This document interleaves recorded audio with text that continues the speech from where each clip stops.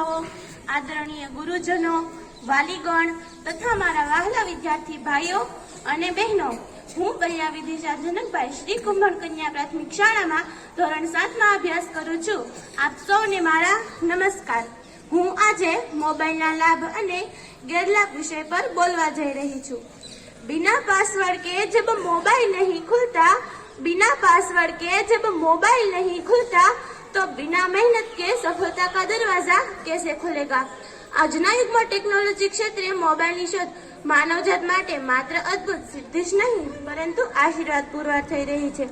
મોબાઈલને કારણે આજનો માનવી જ્ઞાનાત્મક, વ્યાવસાયિક તેમજ વાણિજ્ય વિષયક સુવિધાઓ સરળતાથી પ્રાપ્ત કરી શક્યો છે. માનવજાત માટે આ સેવાઓનો રચનાત્મક ઉપયોગ થાય તો તે આશીર્વાદરૂપ બની જાય અને ખંડાત્મક ઉપયોગ થાય તો અભિશાપરૂપ બની શકે છે. આજના યુગમાં કોઈ વ્યક્તિ પાસે વાત કરવાનો પણ સમય નથી.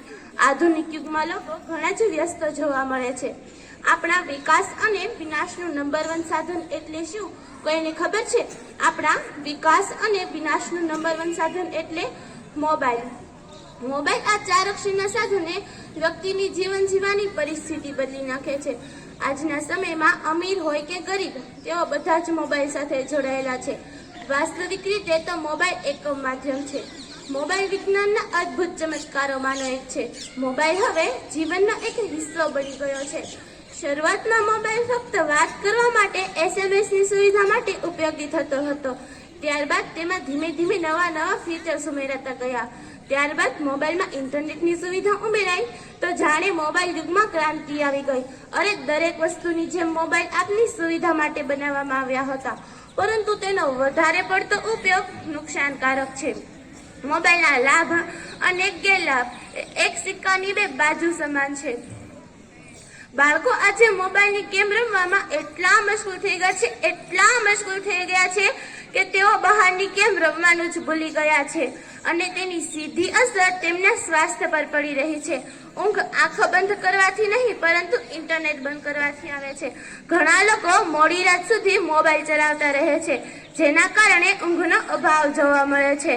મોબાઈલને રચી છે માયાજાળ, આસપાસનો નથી રહેતો ખ્યાલ. મોબાઈલને રચી છે માયાજાળ, આસપાસનો નથી રહેતો ખ્યાલ. મોબાઈલ સૌનું વ્યસન થઈ ગયું, તેના વગર જીવન મુશ્કેલ થઈ ગયું. મોબાઈલ સૌનું વ્યસન થઈ ગયું, તેના વગર જીવન મુશ્કેલ થઈ ગયું. આ મોબાઈલ પર આજે મારા થર હૃદયની વીણા, મારા વિચારો આપ સમક્ષ રજૂ કરવા છે. ત્યારે બદલતી દુનિયા કહા એસા અસર હોને લગા, बदलती दुनिया कहाँ ऐसा असर होने लगा. आदमी पागल और फोन स्मार्ट लगा, आदमी पागल और फोन स्मार्ट लगा. આજના સમયમાં આપણને મોબાઈલની એટલી લગ લાગી છે કે મોબાઈલ વિના આપણે ક્ષણ પણ નથી રહી શકતા. આપણે માતા, પિતા, બાળકો, પરિવારને છોડીને વિદેશમાં રહી શકીએ છીએ, પરંતુ મોબાઈલને છોડીને નહીં. ખૂબ મોબાઈલ વાપરવાથી માથાનો દુખાવો થાય છે, યાદશક્તિમાં ઘટાડો થાય છે અને સ્વભાવ ચીડિયો થાય છે. બસ મારે માતા, પિતા અને